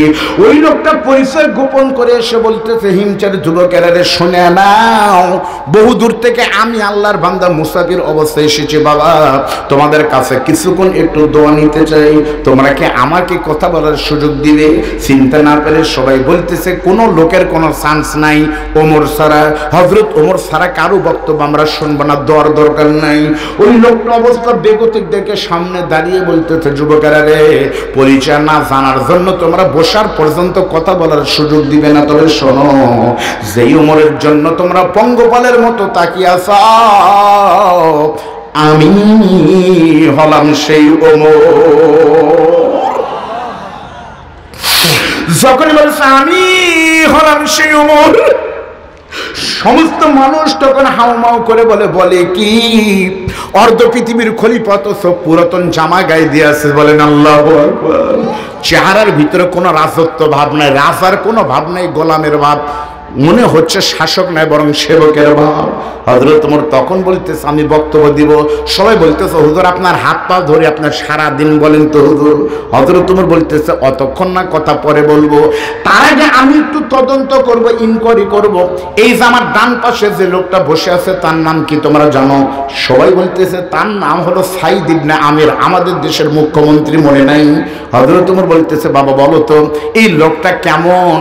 গত 1 বছরের ভিতরে চেয়ারের ঘিয়ারে যদি এই হুজুর টুপিওয়ালা মুসলমান সাইদ ইবনে আমির যদি 1টা টাকা চুরি করে, আমি আল্লাহকে সাক্ষী করে বলতেছি, তোমরা সাক্ষী দাও, সাক্ষী প্রমাণে যদি 1টা টাকা চুরির কোনো অবজেকশন আসে, আমি ওমর সর্বপ্রথম তার বিচার করব। এই কথা বলে হযরত ওমর জুব্বার নিচে থেকে টান দিয়ে বিশাল বড় একটা তরবারি বের করে বলতেছে, আমি ওমর কিন্তু স্বজন প্রীতির সাথে কোনো সম্পর্ক নাই, আমার কলিজার টুকরা সন্তানের নাম ছিল আবু শামা। আবু শামা শুধু মদ পান করেছিল, মদ কিন্তু পান করেনি। এটাকে আরবিতে বলা হয় কিন্তু খামিজ, যেটা খেলে পারে একটু মাতলামির ভাব আসে, মদ কিন্তু খাইনি। তারপরে কিন্তু আমি পিতা হয়ে কিন্তু তাকে ছাড় দেইনি। তোমরা যদি কেউ সাইদের বিরুদ্ধে 1 ফোঁটা মদ পানের অভিযোগ আনতে পারো, আল্লাহর কসম আমি ওমর আর সবার সামনে তার বিচার করব। যদি কেউ বলতে পারো রাষ্ট্রের একটা সম্পদ নষ্ট করেছে, আমি ওমর তার ডান হাত আগে কেটে দিব। তোমরা বলো তো লোকটার বিরুদ্ধে কোনো অভিযোগ আছে নাকি? প্রত্যেকটা মুসলমান তখন চোখের পানি ফালায় বলে, আমিরুল মুমিনিন, কার বিরুদ্ধে আপনি অবজেকশন দিচ্ছেন? গত 1 বছরের ভিতরে আমাদের দেশের খলিফা সাইদ ইবনে আমিরকে আমরা চেষ্টা করেও কেউ আগে সালাম পর্যন্ত দিতে পারে নাই, সালাম পর্যন্ত দিবার পারেনি, তার বিরুদ্ধে অবজেকশন থাকে? আমাদের দেশের নেতারা সালাম দেয় হযরত সাইদের চাইতে বেশি, তবে ভোটের 1 মাস আগে। সারা জীবন কিন্তু দেওয়া লাগবে ভাই। কাল নন্দীগ্রাম এলাকার এক এমপির দ্বারা ছিল, আমি নাম বলবো না, যে দলেরই হোক, আমার শ্বশুর বলতেছে তার অভ্যাস হলো এসেই সালাম, মহিলা মানুষের সালাম, মানুষের সালাম, গাছের সালাম, খালি সালামের সালাম। তো মোটর সাইকেল নিয়ে যাচ্ছে, এক বকরি, হাইল্যান্ড বকরি কিন্তু দেখবেন খালি ওটি ঘুরে তা হাইল্যান্ড বকরি লড়তেছে, নেতা মনে করছে মানুষ ঘাস কাটতেছে, নেতা পাগল হয়ে গেছে। একটা ভোটার মানে বিরাট ব্যাপার। আসসালামু আলাইকুম ভাই, ভাইকে রাগ করছেন ভাই? কর্মীরা দ্বারা বলতেছে, ভাই করেন করে না, বকরি, হাইল্যান্ড বকরি। ঠিক আছে ভাই, তাহলে ঠিক আছে ভাই, দেয় বকরি পর্যন্ত সালাম দেয়, ভোটের আগে পরে চিনে না, তাহলে হয়? আমিরুল মুমিনিন ওমর তখন বলতেছে, সাইদ ইবনে আমিরের বিরুদ্ধে কোনো অভিযোগ করে নাই। সঙ্গে সঙ্গে হযরত ওমর বলতেছে, আলহামদুলিল্লাহ। এমন সময় তার জীবনী পড়ে দেখেন, মাঝখান থেকে একটা যুবক হাত তুলেছে, আমার সময় লাগবে মাত্র 15 মিনিট। 15 মিনিট আপনাদের সময় আছে তো? শেষ, রান্না হচ্ছে, শেষ একদম কমপ্লিট। এ ভাই শোনেন, আমার হ্যাঁ তো 2টা বাজে ঘাঁটি হওয়া লাগবে না পাগলা? 2টা বাজে চাচা মানে এই 3জন খালি ঘাঁটির জন্য আসছে, বোঝা গেল। হাতের ভিতরে হকারের সাথে কিন্তু পকেট মারের একটা মিল থাকে, কারণ কার পকেটের টাকা আছে মানুষ কেমনে বের করবি, এই জন্য পকেট মার হকারের কত 200 টাকা দেবো, হকাররা বক্তব্য দিতে পারে কি হচ্ছে। এই 9 মাইল হাতে আমি প্রায় 27 বছর আমি হকারি করি। আমি ইচ্ছা করলে বাসার ভাইয়ের মতো নেতা হতে পারতাম, আমি ইচ্ছা করলে এই যে ক্যান্টনমেন্টের ম্যাজিস্ট্রেট নাকি বলে মেজর হতে পারতাম, কিন্তু আমি যদি এটা না হয় হকারি না করে মেজর হতাম, তাহলে আপনাদের সামনে ওষুধ কে বিক্রি করতো? আমার অষ্টধাতুর একটা আংটি কিনবেন মাত্র 12 বছর, আংটি ব্যবহার করবেন। অনেক ভদ্রলোকের মুখের দুর্গন্ধে বউ কাছে আসে না, বাচ্চা আব্বা করে ডাকে না, মোবাইলে কথা বলে এক পাশে গন্ধ ফুলে আরেক পাশে। এ সকল ভদ্রলোককে বলতেছে আমার একটা আংটি মাত্র 12 বছর ব্যবহার করেন, আপনার মধ্যে আতরের গন্ধ ছুটে আসবে। হকাররা কিন্তু সেই মারে, বলতে বলতে হঠাৎ করে বলে ভাইজান এই 9 মাইল হাটে কিন্তু কে আমার খালাতো ভাই না, আমি কিন্তু পীর না, সবে আমার মুরিদ না। এখানে অনেক ভদ্রলোক আছে, মাঝে মাঝে কিন্তু পকেট মার আছে, সুতরাং আমি অনুরোধ করবো আপনাদের পকেট সাবধান, পকেট সাবধান, পকেট সাবধান। যাদের টেকা আছে তখন সব পকেট মার দেখো, তাহলে এই 3জনের কাছে টেকা আছে। আবার যখন শুনতেছে চাচা আছে পকেট নাই, তা আমি পরীক্ষা করে দেখলাম, দেখি ঘাঁটির জন্য কি আছে, এই যে সেটা বুড়ো মানুষ সব 3জন আছে। আপনি জান তার মানে খামচাগে এই হচ্ছে ঘাঁটির জন্য আছে, কি কথা বলে।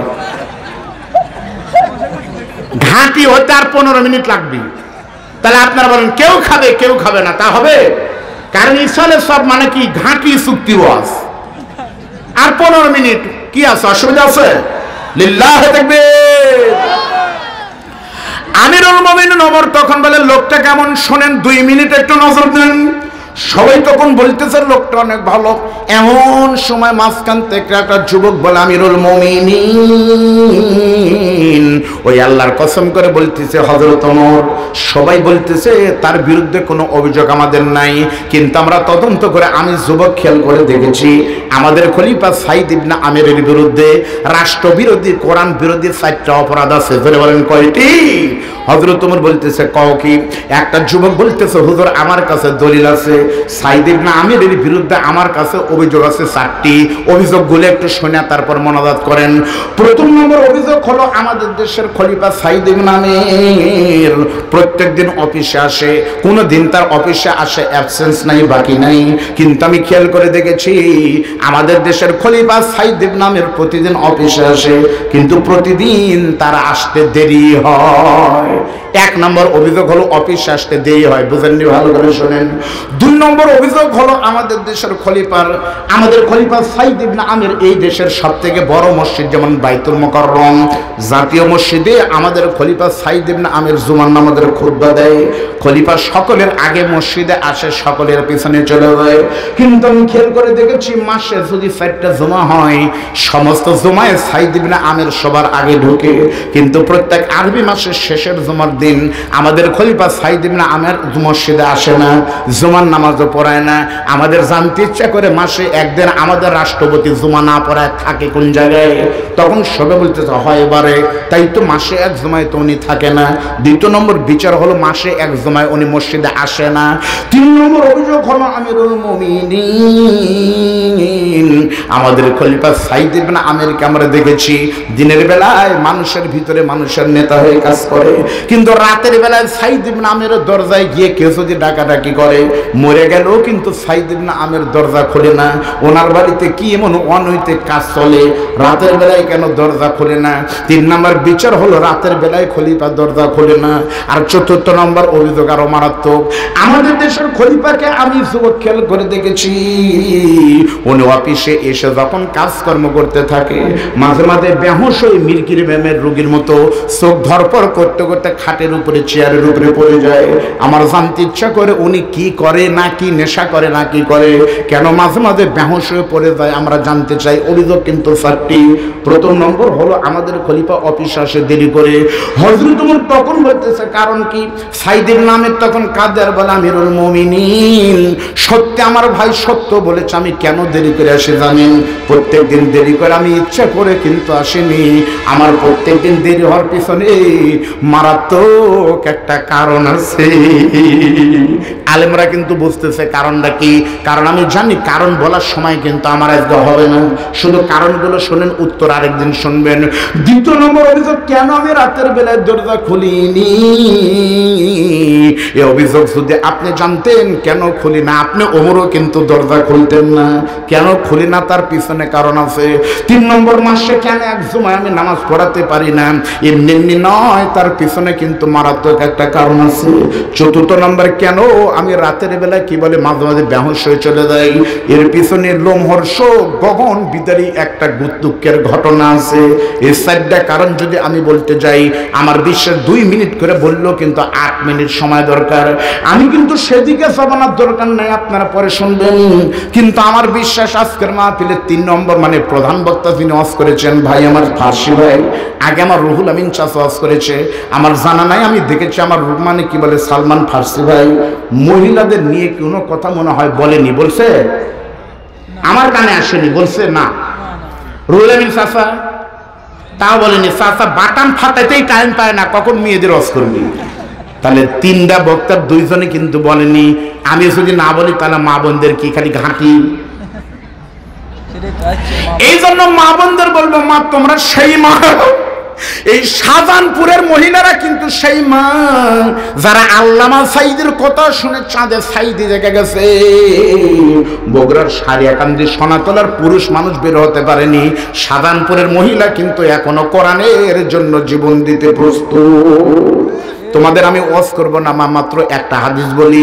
আল্লাহর নবী বলেছে কোন মেয়ে যদি 4টা আমল করতে পারে, 1 নম্বর আমল হলো 5 ওয়াক্ত নামাজ পড়বে সময় মতো, 2 নম্বর রমজানের রোজা করবে যথাযথ, 3 নম্বর স্বামীর খেদমত করবে খেদমতের মতো, আর 4র্থ নম্বর কোন মেয়ে যদি শরীয়তের পর্দা ফাতেমার মতো করতে পারে, আল্লাহ তাআলা ওই মেয়েকে শুধু জান্নাত দিয়ে ছোট করবে না, কিয়ামতের দিন আমার আল্লাহ তাআলা 9 মাইলের ওই মেয়েকে নবীর কলিজার টুকরা মেয়ে ফাতেমার সঙ্গে জান্নাত দিবে।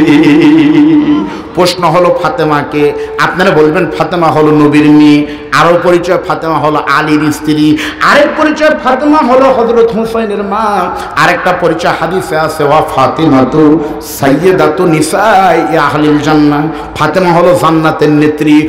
প্রশ্ন হলো নবীর বড় মেয়ের নেত্রী হলো না, মেজো মেয়ে হলো না, সেজো মেয়ে চান্স পেল না, ছোটটা কেন নেত্রী হলো? কারণ আছে না নেই জোরে বলেন? একটা কারণ শুধু শুনে যান। আল্লাহ নবীর 4টা মেয়ের ভিতরে বড়টার বিয়ে হয়েছে 14 বছর বয়সে, দ্বিতীয়টার বিয়ে হয়েছে 14 বছর 6 মাসে, আর 3 নম্বরটার বিয়ে হয়েছে 14 বছর 9 মাসে। 17 বছর পার হয়ে গেল, এখন পর্যন্ত ফাতেমার বিয়ের কোনো খবর নাই। নবী চোখের পানি ফালায় কাদের বলে, মনিব আমার বড় 3টা মেয়ের বিয়ে হলো তাড়াতাড়ি, ফাতেমার কেন হচ্ছে বিয়েতে এত দেরি? আল্লাহ তখন ডাকতে বলে, বন্ধুরে আপনার ফাতেমা, শুধুমাত্র আপনার ফাতেমা বললে ভুল হবে, ওই ফাতেমার জীবনে মারাত্মক 2টা আমল আমার আল্লাহর কলিজা পর্যন্ত শান্তি হয়েছে। এই 2টার ভিতরে স্বামী আলীর খেদমত অন্য মেয়েরা পায়নি, ফাতেমা করেছে সেই রকম।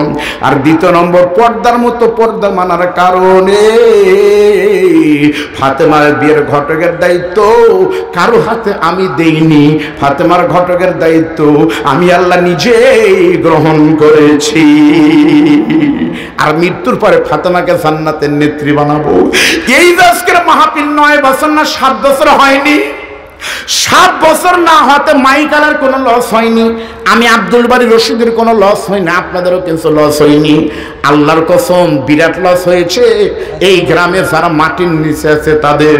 জানেন আপনারা বলতেছেন হুজুর মোনাজাত করে দেন চলে যাব, কিন্তু সত্য করে বলতেছি মুরব্বী, আপনাদের অনেকের মায়ের কবরে শুধু একটা নেকি কম হয়ে গেছে, একটা নেকির জন্য আপনার গোস্ত ভাত খাবেন, আপনার দুঃখিনী মাকে কিন্তু লাঠি পেটা করেছে মানে ফেরেশতারা। আপনি কি জানেন যখন মা বলেছে পানি দাও, তখন জাহান্নামের ফেরেশতারা কিন্তু এসে আপনার মাকে কিন্তু পেশাব খেতে দিছে। অনেকের মা এখানে আছেন, আমি একটু দেখতে চাই মায়ের পোশাক কিন্তু সর্বশেষ এইরকম হয়, জোরে বলেন ঠিক না বেটি? একটু দেখেন তো আপনাদের ভিতরে কার কার দুঃখিনী মাকে এইরকম কাপড় পরাই দিয়ে কবরে রেখে এসেছেন? মা নাই কার কার? তার একটু হাত তোলেন ভাই। মা নাই কার কার? ভাই কালেকশন হবে এখন, জান না? মা নাই কার কার? একটু হাত তোলেন। 2টার সময় দোয়া কবুল হবে, সরাসরি তাহাজ্জুদ শুরু হয়ে গেছে, আল্লাহ প্রথম আসমানে এসেছে বলেন। এবার হাত নামান, একটু দেখান তো বাবা নাই কার কার? আমিও সেই দলে আছি ভাই, আমিও সেই দলে আছি ভাই, আমারও বাবা নাই, হাত নামান। আপনাদের ভিতরে এতগুলো মানুষ যাদের মা নাই বাবা নাই, এই যে আপনার মা কবর থেকে এসে একটা নেকির জন্য হাইওয়েতে এসে বলতেছে বেটারে পা ধরে বলি বেটা খাবার দরকার নাই, একটা নেকি দিয়ে একটু যাবি। আপনাদের ভিতরে শুধুমাত্র মা বাচ্চাদের নাই, তাদেরকে সাথে নিয়ে আল্লাহর কোরআনকে সাক্ষী রেখে সামনে রমজান মাস আসতেছে, রমজানের রোজা হলো 30টা, ইফতার হবে 30 দিন, সাহারি হবে 30 দিন, পবিত্র কোরআনের খতম তারাইব হবে 30 পারা দিয়ে। 30 পারা কোরআনের নামে নামে আপনাদের ভিতরে শুধুমাত্র 30 জন মানুষ এই বিশাল বড় ইসলের সওয়াবের, ইসলের সওয়াব মাহফিল কমিটি আলাদা না ভাই, মাদ্রাসার থেকে তো না, মাদ্রাসায় এখানে দাখিল মাদ্রাসা নবীর ঘরে দারুল উলুম দাখিল মাদ্রাসার জন্য ইসলের সওয়াব কোরআনের মাহফিলের জন্য আগামী বছর বা এই বছর খরচের জন্য একটা করে 1000 টাকা দিবেন, 30 জন 30,000, ছোট মুখের বড় দোয়া ইনশাআল্লাহ। আপনি যদি রজব মাস এই বাকি মাসের কয়েকদিনের ভিতরে যদি স্বপ্নে দেখতে পারেন আপনার মা কবরে নাই জান্নাতে শুয়ে আছে, তাহলে দেওয়া লাগবে। আর এই 30 জনকে আল্লাহ যেন হাজি না বানায়, কবরে না নেয়, শুধুমাত্র পাড়ায় পাড়ায় একজন করে 30 পাড়ার 30 জন মানুষ কে বলবেন হুজুর আমি একটা 1000 টাকা দেবো, এতগুলো মানুষকে আমি জোরে তাকবীর দেব, মোনাজাতের নাম ধরে দোয়া করবো। সর্বপ্রথম কে বলবেন হুজুর আমার মার নাম ধরে যদি দোয়া করেন আমি যদি স্বপ্নে দেখতে পারি তাহলে আমি দেবো ইনশাল্লাহ একটা 1000 টাকা। বলবেন কেউ? যদি থাকেন তো বলেন, নগদে বা বাকিতে বলেন। আল্লাহ কবুল করেন, বলেন আমিন। কেউ যাবেন না ভাই, কেউ যাবেন না ভাইজান, আমার আল্লাহর জন বান্দার নাম বলবে না, নগদে একটা 1000 টাকা দিয়েছে, বলেন মারহাবা লিল্লাহি তাকবীর। আমার এই যে মুরব্বী বড় ভাই নেতা ভাই একটু লেখেন তো, এই নামগুলো দিয়ে একটু লিখেন। বাবা চাচার নাম কোথায়? বা নাম কি? আব্দুল মান্নান, অনেক সুন্দর নাম। বাড়ি কোথায়? বামুনিয়া। বাবা একটু বলেন হুজুর মাওলানা লেখেন তো, বামুনিয়ার আমার আব্দুল মান্নান ভাই। হ্যাঁ ভাই তো চিনবেন, বাইরের লোক। আব্দুল মান্নান চাচা 2 নম্বরে লিল্লাহি দিয়েছিলাম আমি 40,000, আর মনে মনে লেখা দিয়েছিলাম যদি কোনোদিন সময় পাই দেওয়া ভাগ। আল্লাহর মেহরবানি আমির হামজা আবার এখানে এসে বগুড়া তোর নাম বলে একটা কথা বলছিল, গোটা বাংলাদেশ গরম হয়ে গেছে প্রশাসন আমির হামজার সাথে বেয়াদবি করছে। কোন রে ওসি? জি। পরে আমাদের কাছে আমির হামজার কাছে এসে কয়েকদিন আগে ওই ওসি ভাই ঢাকায় যাওয়ার সময় এই যে আপনাদের কি হোটেল ভাই ফুড ভিলেজে আমির হামজাকে একবার স্যার কয়, একবার ভাই কয়, একবার আব্বা কয়, একবার মামু কয়। আমির হামজা তো নরম মানুষ, হাই রে ধাপার ভাই 2 কিলোমিটার পানির ভিতরে জমির ভিতরে ধান লাগানো, আমি আর আমির হামজা দৌড়ায় পাও কেটে গিয়ে পরে নারীদের মহিলাদের ভিতরে আমির হামজা ঢুকায় দেয়া ডোমেন পুকুরটা যাইলে না জীবন বাঁচান ফরজ। সাধারণপুরের এক নেতা ফোন করে বলেছিল হুজুর আপনি আসতে পারবেন কিন্তু আপনাকে এখানে অ্যারেস্ট হতেই হবে। সময়ের ব্যবধানে আজকে নেতা কই? বাটি সালাম দে সালেমকে খুঁজে পাওয়া যাচ্ছে না। এই বছর 28শে ফেব্রুয়ারি আমির হামজা আসবে, জোরে বলেন আল্লাহু আকবার। যাবেন আপনারা? পরে আমির হামজা কল মাফ করে দিলাম। আমি লাভ ধরে বললাম কোনো মাফ নাই, তুমি মাফ করো ভাই। টাকা 40,000 টাকা নিছে, কিন্তু আমি 40,000 কই না, আমি কইছি 1 লাখ টাকা নিছে, কারণ তোরা বহু সিটারি করছো, একবার আমরা করলে কি হবে। পরে আমি 1 লাখ টাকা লিছি, 60,000 বেশি লিছি, শালা বহু কাছে একবার আমরা খাই। সেই পুলিশ আর নাই এখন, হাইওয়ের আমার পুলিশ ওসি সাহেব না 2000 টাকা দিয়েছে, বলেন মারহাবা লিল্লাহি দেবে আলহামদুলিল্লাহ। আবার কে দিল? ওসি সাহেব এখানে আছে, আমি ভাইয়ের জন্য দোয়া করি আল্লাহ আমার ভাইজানকে জান্নাতের জন্য কবুল করুন। তারা জীবনের ঝুঁকি রেখে কিন্তু হাইওয়েতে ডিউটি পালন করে। সত্যি বলতেছে ভাইদের কিন্তু আমাদের কিন্তু আপন। 1 সপ্তাহ আগে জয়পুরহাটে আমাকে ধরছিল, বিরাট গাছ ফেলাছে, পুলিশ না থাকলে সেদিন ওয়াজ ভাই বলে দিল। এই জন্য পুলিশ হলো আমাদের আপন ভাই। রাতের বেলায় ওয়াজ করে যখন আমরা যাই কমিটি ঘুম পারে, আপনারা তো থাকেন না, হুজুরে কে ধরে খবর নেন। রাতের বেলায় আমরা ঠান্ডার ভিতরে খালি 3 দল থাকি ভাই, একটা হচ্ছে পুলিশ, বক্তা আর কুত্তা, এই ছাড়া কেউ থাকে না। আমাকে দয়ার ভাই হলো পুলিশ ময়না ভাই, ভাই করে খেলাবেন কিন্তু হাঁটিতে ভাত খেলে দিবেন। আমার ওসি সাহেবকে ধন্যবাদ। খাবে না মানে আল্লাহ আমার ভাইদেরকে কবুল করুন, বলেন আমিন বিল্লাহি দিবে। আরেকটা কে দিল? আল্লাহ কবুল করেন। শাহাদত হোসেন আপনাদের এখানকার ছেলে? আপনার ছেলে? ওরা কে নাতি? ওনার ভাতিজা মুরব্বীর ছেলে শাহাদত ভাই শাহাদত মানে হলো সাক্ষ্য দেওয়া। আপনারা সাক্ষী দেন হালাল টাকা থেকে, ব্যবসায় প্রফিট থেকে আল্লাহর ঘরের মেহমানরা খাবে কোরআনের মাহফিলে। 1,55,000 টাকা দিয়ে একটা মহিষ কিনে দিয়েছে, আপনারা খুশি না বেদার? 45 ওই হলো যা কষি কষি লিল্লাহি তাকবীর আলহামদুলিল্লাহ। আপনার আল্লাহুম্মা আনতাস সালাম ওয়া মিনকাস সালাম তাবারাকতা ইয়া যাল জালালি ওয়াল ইকরাম। ربنا آتنا في الدنيا حسنة وفي الآخرة حسنة وقنا عذاب النار. ربنا ظلمنا أنفسنا وإن لم تغفر لنا وترحمنا لنكونن من الخاسرين. ও আল্লাহ তাআলা, ঘড়ির কাঁটায় এখন বাজে রাত 2:02, কিন্তু তোমাদের পাগল বান্দাদের চোখে মুখের দিকে তাকাইলে মনে হয় রাত বাজে কেবল 9টা। সে মাগরিব থেকে শুরু করে এত রাত পর্যন্ত তোমার ইমানদার পাগল বান্দারা আরামের ঘুম তারপরে ঘুমাতে যায়নি, তারপরে এখানে বসে আছে।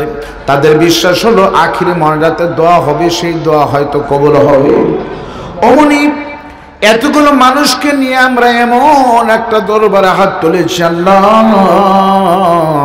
এর আকার কোনো ভিক্ষুক যখন বামুনিয়া গ্রামে 9 মাইল গ্রামে মন্ডলপাড়া গ্রামে ঢুকে, প্রথম বাড়িতে গেলে ভিক্ষা দিলে ফকির খুশি হয়, পরের বাড়িতে গেলে বলে ভিক্ষা নেই মাফ করো, ফকিরের মন খারাপ হয়। এভাবে ঘুরতে ঘুরতে কেউ দেয় কেউ দেয় না, তারপরে ফকিরের ঝোলা কিন্তু ভরে যায়। কিন্তু আমরা এমন একটা দরবারের ফকির মনি, আমাদেরকে শুধু তুমি যদি বলো মাফ করো তোমাদের দোয়া কবুল হবে না। বিশ্বাস করো আল্লাহ, আমাদের যাওয়ার মতন দ্বিতীয় কোনো দরজা নাই। দীর্ঘদিন পরে আশাবারা বুক নিয়ে গোনার বোঝা মাথায় নিয়ে তোমার আলিশান দরবারে দোকানে হাত তুলেছি আল্লাহ, মেহেরবানি করে আমরা যারা দোকানা করে হাত তুলেছি আমাদের সকলের জিন্দেগির সব গুনাহগুলিকে তুমি মাফ করো। ও মালিক, এই নেকিকে কোটি কোটি গুণ বাড়াই দিয়ে সর্বপ্রথম সোনার মদিনায় 6000 মাইল দূরে রওজা আথারে নবী আমার ঘুমাচ্ছেন আমাদের জন্য আল্লাহ মেহেরবানি করে আজকের সালাম টুকুন দরদ নবীর মোবারক কদম পর্যন্ত পৌঁছে দাও। আব্বাজান আদম থেকে শুরু করে এখন পর্যন্ত সমস্ত আম্বিয়া আলাইহিস সালাতুস সালাম, সাহাবায়ে কেরাম, তাবেঈন, তাবে তাবেঈন, খোলাফায়ে রাশিদিন, আইম্মায়ে মুজতাহিদিন, হক্কানি পীর বুজুর্গানে দিন, সারা পৃথিবীর মাটির নিচে যত মুমিন মুমিনাত ঘুমিয়ে গেছে আল্লাহ, আজকে রাতের হাদিয়া টুকুন তাদের সকলের রূহ মোবারক পর্যন্ত পৌঁছিয়ে দাও। ও মালিক, মনোনাথ শুরু করলে 2জন মানুষের কথা বেশি মনে পড়ে। এই মানুষের ভিতরে আমরা যারা দোকানে হাত তুলেছি আমাদের দুঃখিনী মা নাই। এই শীতের দিন কম্বল গায়ে দিলে আমাদের ঠান্ডা লাগে, আর অন্ধকার কবরে পাগলি মা কেমনে শুয়ে আছে বালিশ তারা আমাদের জানা নাই। মেহেরবানি করে যাদের মা নাই তাদের মায়ের কবরকে তুমি আল্লাহ জান্নাতের টুকরা বানিয়ে দাও। আমি সহ যাদের পিতা নাই, বাবার মতন আপন বন্ধু নাই রে দুনিয়ায়, আমার সঙ্গে যারা আমিন আমিন করতেছে, অসুস্থ যারা আছে তুমি তাদেরকে সুস্থতা দান করো, ঋণগ্রস্তদের ঋণ পরিশোধের সুযোগ দাও, কলিজার টুকরা ছাত্র ছাত্রীদের মেধা শক্তি খুলে দাও, কৃষক যারা আছে তাদের কৃষিকাজে বরকত দান করো আল্লাহ। শহরের পাশে মাহফিল তুমি মেহেরবানি করে ব্যবসায়ীদের ব্যবসা বরকত দান করো, চাকরিজীবীদের প্রতি রহম করো, বেকারদের বেকার সমস্যার সমাধান করো, চাকরিজীবীদেরকে পরীক্ষায় ভালো করার সুযোগ দাও, বোনদের বিয়ে হয় না যৌতুকবিহীন বিয়ের ব্যবস্থা করো, যাদের সন্তান নেই মনি তাদেরকে একটা সন্তান দিয়ে কলিজাটা ঠান্ডা করো। আজকের এই বিশাল আয়োজন কয়েক বছর জালেম জুলুম দিয়ে ক্ষমতার দাপটে বন্ধ করেছে কোরআন, মদ চালু করেছিল কোরআন বন্ধ করেছিল। তোমার ফায়সালা আজকে বাংলাদেশ কলঙ্ক মুক্ত জালেম মুক্ত হয়েছে। আল্লাহ তাআলা দীর্ঘদিন পরে এলাকার মানুষের আজকে একটা আনন্দের দিন, এত বড় আয়োজনের সাক্ষী যারা হলাম, বামুনিয়া 9 মাইল দারুল উলুম দাখিল মাদ্রাসার প্রাঙ্গণে 59তম বার্ষিকীর মাহফিলে আল্লাহ আজকের মাহফিলের বরেণ্য সভাপতি এলাকার কৃতি সন্তান বরেণ্য আলেম মুফতি মাওলানা আব্দুল কাদের হুজুরের হায়াতে বরকত দান করো। সহসভাপতি মাওলানা সুলতান আহমেদ জনাব আব্দুর রহিমকে কবুল করো। সঞ্চালক দিলার ভাইকে কবুল করো। প্রধান অতিথি বগুড়ার সমস্ত মানুষের অত্যন্ত পরিচিত, এই বগুড়ার উন্নয়নের কিংবদন্তিদের ভিতরে একজন জনাব হেলালুজ্জামান তালুকদার লালু সাহেবের হায়াতে বরকত দান করো। বিশেষ অতিথি 2 জন জনাব বেলায়েত হোসেন অধ্যাপক ডাক্তার আবুল আলমকে কবুল করো। প্রধান পৃষ্ঠপোষক আল্লাহ যার নাম এখানে বলার কোনো সুযোগ অন্যভাবে নাই, যে মানুষের জন্য এলাকায় হয়েছে। কবে যখন ছোট ছিলাম বাসার ভাই তখন থেকে চিনতাম, একজন ভালো মানুষ হিসেবে দীর্ঘদিন চিনি। আল্লাহ তাআলা নবীর ঘর মাদ্রাসার জন্য এলাকার মানুষদেরকে আয়োজন করেছে। আল্লাহ আমার দোয়া যদি তুমি কবুল নাও করো, এখানে অনেক মানুষ আছে যাদের আমিন তোমার দরবারে বড় দামি। মেহেরবানি করে আমার বড় ভাই জনাব আবুল বশরের জন্য দোয়া করি মনি, মৃত্যু পর্যন্ত আমার ভাইটাকে তুমি মানুষের সেবা করার সুযোগ দিও। আল্লাহ তাআলা এখানে যারা আরো আছে অন্যান্য ভাইদের ভিতরে জনাব আতিকুর রহমান আতিক ভাই এসেছিলেন, জনাব মাওলানা আব্দুর রহমান ভাই আমির বাংলাদেশ জামাত ইসলামী সাধারণপুর উপজেলা, জনাব আব্দুল মোত্তালেব মানিক ভাই সহ আমার ডান হাতে আমার আরেক শুভাকাঙ্ক্ষী মেম্বার তাজুল ইসলাম ভাই সহ আজকের মাহফিলের নগদে বাকিতে যারা হাজার হাজার টাকা দান করেছে, পুরুষের দান গোলেক ওসমান গনি, মা বোনদের দান কাম্মা জান খাদিজার সঙ্গে কবুল করো। দীর্ঘদিন পরে মানুষেরা আসবে একমুঠ ডাল ভাত খাওয়ানোর জন্য, এত বড় আয়োজন করতে গিয়ে তারা লক্ষ লক্ষ টাকা দিল। বিশেষ করে একজন ভাই একটা গোটাল মহিষ কিনে দিয়েছে প্রায় 1.5 লক্ষ টাকা দিয়ে। আল্লাহ আমার ভাইয়ের মনে কি আছে জানি না, তার চাওয়া সহ যারাই অংশগ্রহণ করেছে সবাইকে তুমি মাফ করে দাও। সভা কমিটির সভাপতি ইব্রাহিম ভাই, রাসেল ভাই, মমিন ভাই, মতিন ভাই, মোতালেব ভাই, আলামিন খোকন, রবিউল ইসলাম, আব্দুল মোত্তালেব, বাবু ভাই, কাউসার ভাই, আসান ভাই, শহীদুল ভাই, খান জাহান, ফরহাদ ভাই, তোরাব আলী, আমিনুল, ইয়াসিন আলী, ইসমাইল হোসেন, মনির হোসেন সহ যাদের নাম আমার মেধায় নাই, যাদের নাম কাগজে নাই, তুমি তো জানো আল্লাহ সবাইকে তুমি কবুল করো। আল্লাহ আমার বামুনিয়া 9 মাইল মাদ্রাসাকে শুধু দাখিল দেখতে চাই না, কামিল মাদ্রাসা হিসাবে এই বঙ্গের জন্য আরেকটা তামিরুল মিল্লাত কবুল করো। ভাইজান তাহাজ্জুদ শুরু হয়ে গেছে, মাথা নিচু করেন, রজব মাসের পবিত্র চাঁদ, অনেকে হাত তুলেছে, বিশ্বাস করেন আল্লাহ হয়তো দোয়া কবুল করবে। আমার মন বলছে আপনাদেরকে আমি 10 সেকেন্ড সময় দিলাম, মাথা নিচু করে যার যা প্রয়োজন গোপনে আল্লাহকে বলেন, আল্লাহ আপনার চাহিদা পূরণ করবে। সবাই আল্লাহর কাছে চোখের পানি ফেলায় কাঁদেন, আল্লাহ যেন আজকের দোয়া কবুল করে।